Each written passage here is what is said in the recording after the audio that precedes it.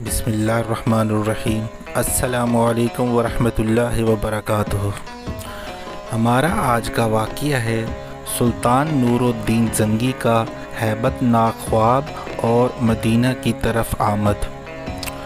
सुल्तान नूरुद्दीन आदिल बादशाह मुत्तकी और साहिब औराद व वज़ाइफ थे। रात का बहुत सा हिस्सा तहज्जुद और वज़ाइफ में खर्च होता था। सन 557 हिजरी में एक शब तहज्जुद के बाद सोए तो हुजूर अक़दस सल्लल्लाहु अलैहि वसल्लम की ख्वाब में ज़ियारत हुई कि हुजूर सल्लल्लाहु अलैहि वसल्लम ने दो गहरी आँखों वाले आदमियों की तरफ इशारा फरमाकर सुल्तान से इरशाद फरमाया कि इन दोनों से मेरी हिफाजत करो। सुल्तान की घबराहट से आँख खुली, फ़ौरन उठकर वज़ू किया और नवाफिल पढ़कर दोबारा लेटे तो माअन आँख लग गई और यही ख्वाब बाइना दोबारा नज़र आया। फिर जागे और वज़ू करके नवाफिल पढ़े, फिर लेटे और माअन आँख लगने पर तीसरी मर्तबा फिर यही ख्वाब नज़र आया तो उठकर कहने लगे कि अब नींद की कोई गुंजाइश नहीं। फ़ौरन रात ही को अपने वज़ीर को बुलाया जिसका नाम जमालुद्दीन था और नेक सालेह शख्स था, और इसे सारा किस्सा सुनाया। वज़ीर ने कहा अब देर की क्या गुंजाइश है, फ़ौरन मदीना तैयबा चलिए और इस ख्वाब का तज़किरा किसी से ना कीजिए। बादशाह ने फ़ौरन रात ही को तैयारी की और 20 नफ़र मखसूस ख़दाम को साथ लेकर तेज़ तरीन ऊँटनियों पर बहुत सा सामान और मालो मता लदा मदीना तैयबा को रवाना हो गए और दिन रात चलकर 16वें दिन मिस्र से मदीना पहुँचे। मदीना तैयबा से बाहर गुस्ल किया और निहायत अदब व एहतराम से मस्जिद शरीफ से दाखिल हुए और रोज़ा जन्नत में 2 रकात नफल पढ़े और निहायत मुतफक्किर बैठे सोचते रहे कि क्या करें। जब अहले मदीना जमा हुए तो वज़ीर ने ऐलान किया कि सुल्तान ज़ियारत के लिए तशरीफ़ लाए हैं और अहले मदीना पर बख्शिश और मालो मता तकसीम होगा, और बहुत बड़ी दावत का एहतमाम किया जिसमें सारे अहले मदीना को मदऊ किया गया। बादशाह के हुक्म से सारे लोग हाजिर हुए, खैरात शुरू की। बादशाह अता के वक्त बहुत गहरी नज़र से लोगों को देखते। सब अहले मदीना यक्के बाद दीगरे आकर अताएँ लेकर चले गए, मगर वो जो 2 शख्स ख्वाब में देखे थे नज़र न आए। सुल्तान ने दरियाफ्त किया कि क्या तुम्हारा कोई आदमी बाकी तो नहीं रह गया जिसने अब तक खैरात न ली हो? लोगों ने कहा कोई भी नहीं रहा। सुल्तान ने कहा अच्छी तरह गौर करो और सोच कर बताओ कि कोई महरूम न रह जाए। बहुत गौर व फिक्र और बार बार कहने पर लोगों ने कहा कि 2 नेक मर्द मुत्तकी परहेज़गार मगरबी बुज़ुर्ग हैं, वो किसी की चीज़ नहीं लेते, ख़ुद बहुत कुछ सदक़ात खैरात और अहले मदीना पर करते रहते हैं, सब से यकसूं रहते हैं, गोशा नशीं आदमी हैं। सुल्तान ये सुनकर बहुत खुश हुआ और फिर हुक्म दिया कि इन दोनों को मेरे पास लाओ। चुनाचे वो लाए गए। सुल्तान ने उनको फ़ौरन पहचान लिया कि ये वही मरदूद हैं जो ख्वाब में रसूलुल्लाह सल्लल्लाहु अलैहि वसल्लम ने दिखाए थे। बादशाह ने पूछा तुम कहाँ से आए हो? उन्होंने जवाब दिया दियार मगरिब से हज करने के लिए आए हैं।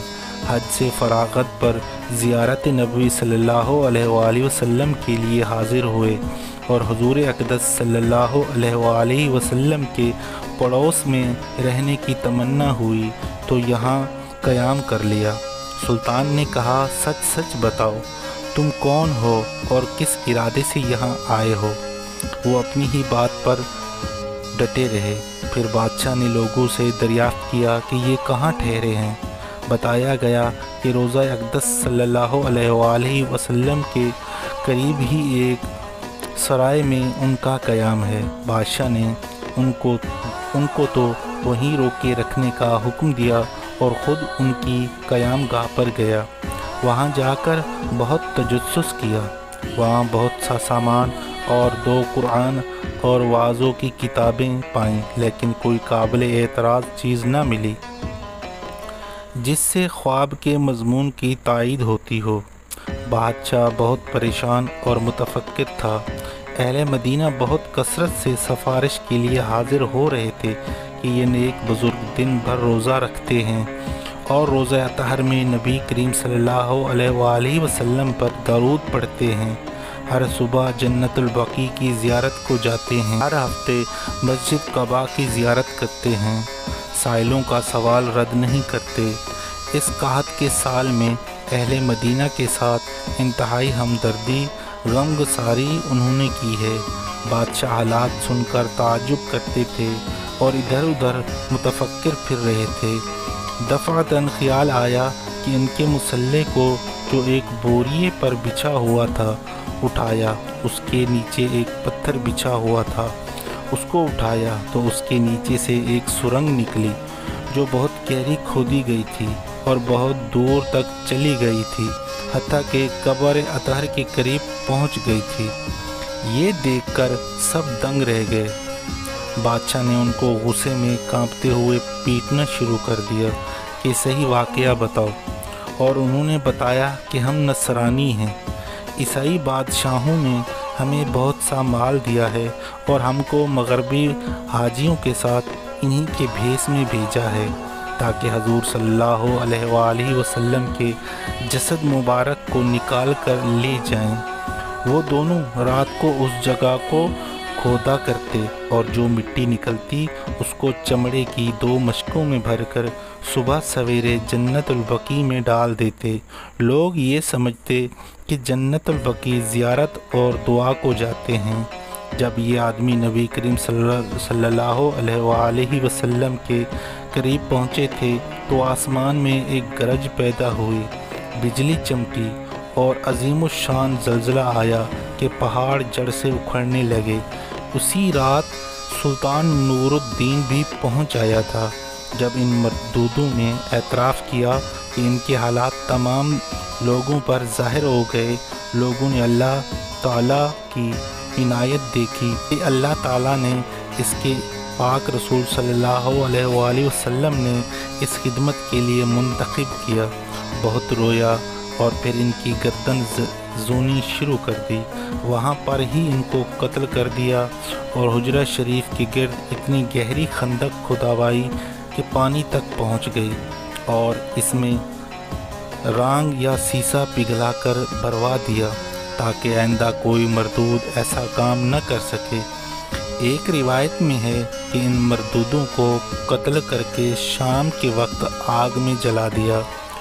امید ہے ہماری آج کی ویڈیو ضرور پسند آئی ہوگی، لائک اور شیئر ضرور کریں، اور جن دوستوں نے ابھی تک ہمارا چینل سبسکرائب نہیں کیا برائے مہربانی چینل کو ضرور سبسکرائب کریں اور گھنٹی کے بٹن کو دبانا مت بھولیں تاکہ ہماری ہر نئی آنے والی ویڈیو کا نوٹیفیکیشن آپ کو مل سکے۔ جزاک اللہ۔